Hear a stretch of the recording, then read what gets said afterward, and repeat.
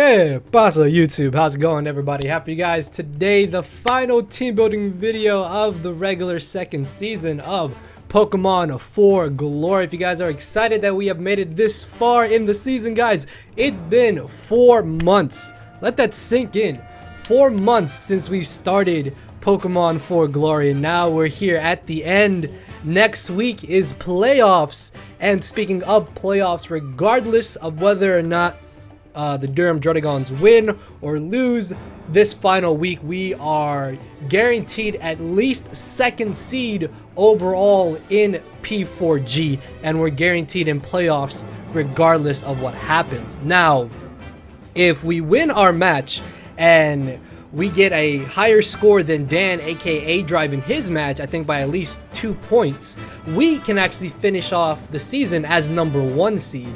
Or if Dan wins and we lose, we're still #2. Or if Dan wins and I win, but I don't get at least 2 points higher than him, or I don't win with 2 mons more than him, then I stay in second seed regardless. So yeah, win or lose, we are guaranteed playoffs, and that just means I don't really care too much about this match. Like, I don't want that to seem bad or anything, but it's much like last week where this game doesn't really matter, and I just kind of wanted to bring more of a fun team this week as opposed to like a very serious team. So to be honest with you guys, I think I only spent like maybe 30-45 minutes just kind of throwing this team together.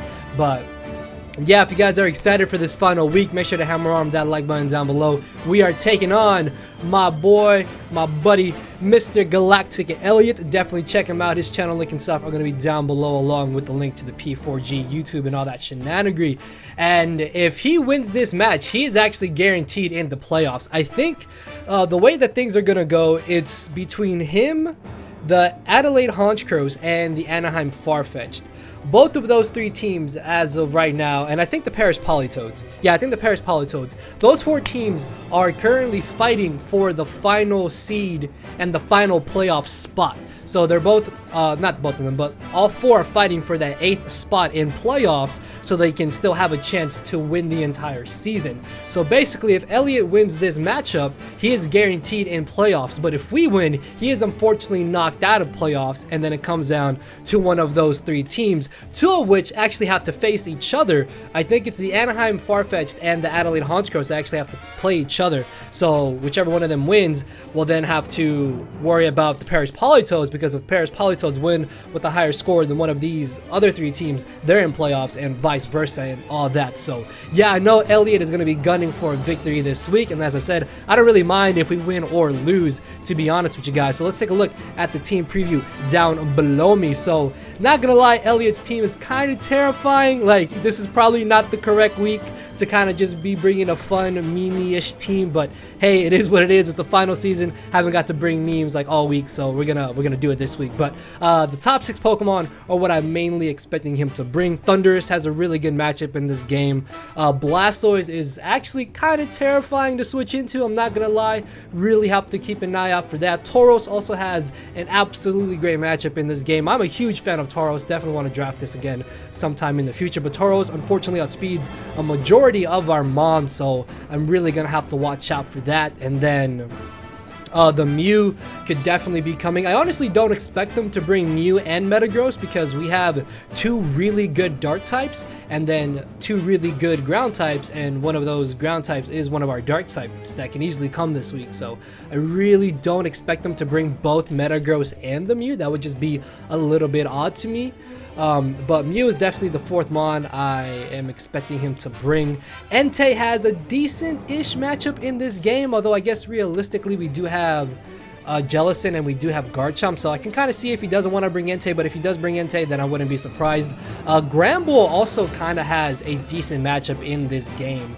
If I'm being honest, Granbull is really his only best switch-in to my Aerodactyl as well. If you look at his team, Aerodactyl just kind of comes in and tears it apart with the proper moves. So I definitely expect him to want to bring the Granbull as his final mon. Amoonguss could also potentially come, just because we do have Tangrowth and Jellicent, which Amoonguss can easily beat, and then Amoonguss can be just a really good fat pivot mon, especially for our Crebalion as well, potentially our Skuntank or Crocodile if we bring them, even for the Excelgor and the Raichu. So I do more or less expect them to potentially bring Amoonguss as his 6th mon. But with that being said, let's go ahead and jump into the team. So, as you can see here, we got the first team member, which is going to be Mr. Guillermo, the Garchomp. Just a nice defensive set. This is really just for the Entei if he does want to bring it. Yache Berry is nice for hidden powers from whatever he could potentially have with hidden power. We have enough speed to outspeed a modest max speed Blastoise, which I don't think you should run max speed on Blastoise anyways, like max HP or like close to max HP, and modest max special attack Blastoise has a pretty good matchup in this game. Actually, Blastoise is a huge issue. Like, the main way I need to deal with Blastoise is getting off at least one huge hit on it and then going from there, because Blastoise is super bulky and it could possibly just get a free KO depending on how things go, so I really have to watch out for that. Obviously, I am running a specially offensive variant of Garchomp because if I get burned by Entei, then my physical moves really aren't going to be doing anything. Plus, Draco Meteor still does decent damage to the Blastoise, to the Thundurus, to the what is it, Entei. Well, we have Earth Power for Entei, I guess. Potentially whatever he pivots in, we can still knock out Flygon as well.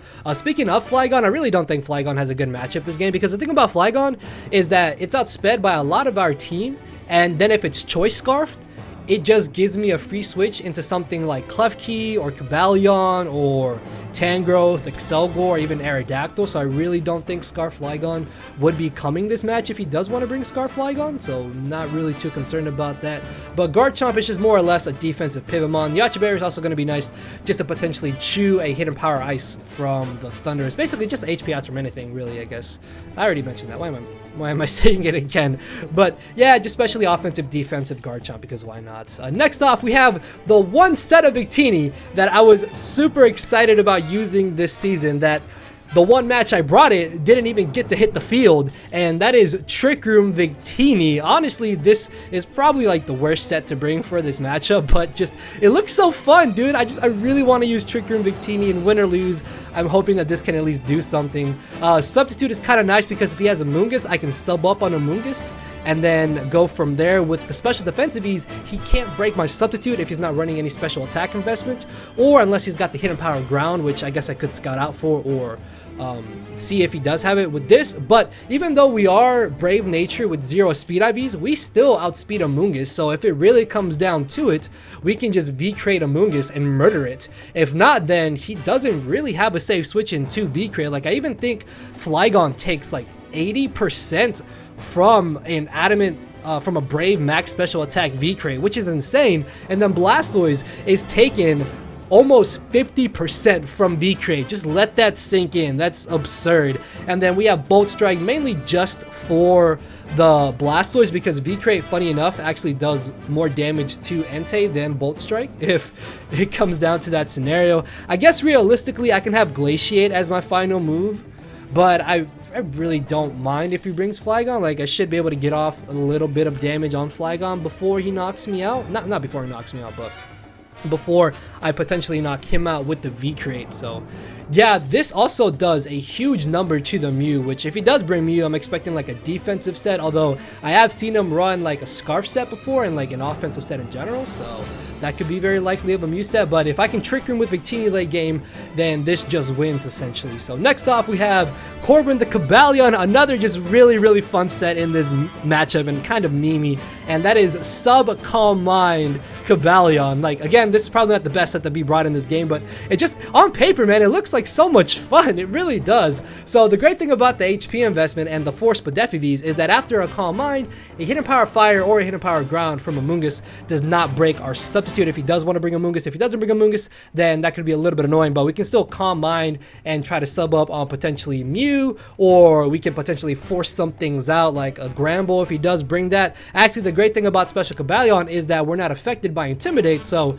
we can just Flash Cannon Gramble, and then Focus Blast with Fighting MZ should guarantee at least 1 KO after a Calm Mind. So that's going to be really great as well. If I'm able to get Cobalion and or Victini behind a substitute, they both, I think, are at least going to pick up 1 KO apiece. So that's going to be excellent, I think, going into this game. And we have enough speed to outspeed max speed, timid, or jolly Mew by 1 point. So we can Calm Mind before he does some type of shenaniganry and then we'll go from there.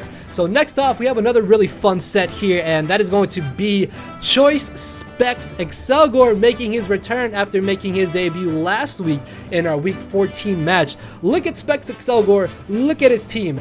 Everything except for Cryogonal takes at least 40% from Bug Buzz, and if they're not bulky, Bug Buzz does at least 55 to like 60% to everything else. I think we actually have a chance to Oko Tauros too at full HP, even if he's jolly. If he's naive, it's straight Oko, which is kind of cool. Specs Excelgor is going to be really great to just dent his team. We do a minimum of 50% to max HP Blastoise, which I definitely expect a more bulky Blastoise as opposed to a speedy Blastoise, and then we just straight Oko Mew unless he's running Tanga Berry or he's running a lot of special defensive E's, so not too concerned about that.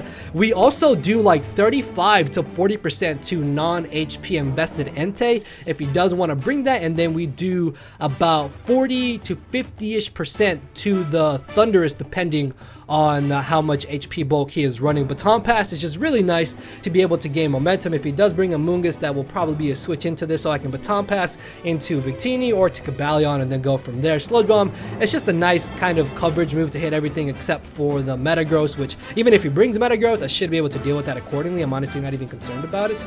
And then Water Shuriken is going to be nice for a potential like Dragon Dance Flygon or a Agility Thundurus or just Thundurus in general, which Thundurus is actually really annoying in this matchup, so I definitely expect them to bring that. Thunderwave Thundurus is actually really annoying. Next off, we have Cesaro, the Mega Aerodactyl, running a pretty cool set here. These 3 offensive moves outside of Ground Ball pretty much destroy everything that the Chicago Cubchooos want to bring. Taunt is mainly for the Mew, so I can stop it from potentially going for like Soft Boiled, Calm Minding, or potentially trying to defog or get up rocks or something along those lines. Taunt, I guess, could also be kind of nice for the Amoonguss. If I'm expecting him to maybe want to go for a Spore, I can taunt him, or if he has Stun Spore, I can stop that as well. Crunch, I think straight to a KO's Mew, regardless of if he is offensive or defensive. And then if he does for some reason bring Metagross, then Crunch is going to be doing a lot of damage to that as well. Stone Edge, of course, hits everything for neutral or super effective damage, and then Aerial Ace along with Stone Edge is just really nice. And then Crunch is our coverage move of choice. I think I originally did have Iron Tail actually on this set, because Iron Tail actually had a good damage output against max defense, max HP Gramble, which I honestly expect them to bring Gramble, because again, that's really his only switch in to Mega Aerodactyl, which otherwise just comes in and I click Stone Edge or Aerial Ace and something dies, and then if he switches into Mew, I taunt him and then I knock him out with Crunch, or if he's in range of Crunch, I just knock him out with Crunch. So yeah, I really do expect them to want to bring Gramble, and then the HP investment and the defense investment is just so we can take hits a little bit better. But I'm not really too concerned about Aerodactyl having to take too many hits. And then finally off, we have Tomas the Tangrowth, the most standard of all the sets on this team. Just a regular Assault Vest set, because it's really a pivot mon. Like, I needed at least something that I can kind of like switch in and out of if I really needed to, and Tangrowth is that Pokemon. So yeah, this is also more or less my best switch in to Blastoise. Unfortunately though, if he has modest max special attack Blastoise, even after rocks, he still has a decent chance to KO me with the Ice Beam, so really have to watch out for that. But not too much to be said about the set. Knockoff is just nice for items. Rock Slide does at least a minimum of 50% to the Thundurus, and then Giga Drain is there for stab, and HP Ice is for the Flygon and potentially the Thundurus, as well as the Amoonguss, just to be able to get off that extra little bit of damage. So yeah guys, more of a quick team building video, but as I mentioned, really don't care if we win or lose this game, because we're in playoffs regardless. Just want to have some fun with this team. So yeah, definitely check out our opponent this week, which is Galactic Elliot. Again, channel link and stuff will be down below, and I will see you all tomorrow with the actual battle itself. So later everybody. Cause my brain and heart are both tied in a knot, and this hinders me from crying a lot. This causing me to show no emotion. But when I said I cared, I wasn't joking. But I guess it's too late for me to become broken. For now, I'm living with no more pain, tears of hoping. I'm just coasting. Yeah, I said I'm coasting. No more pain, tears, and hoping. For real.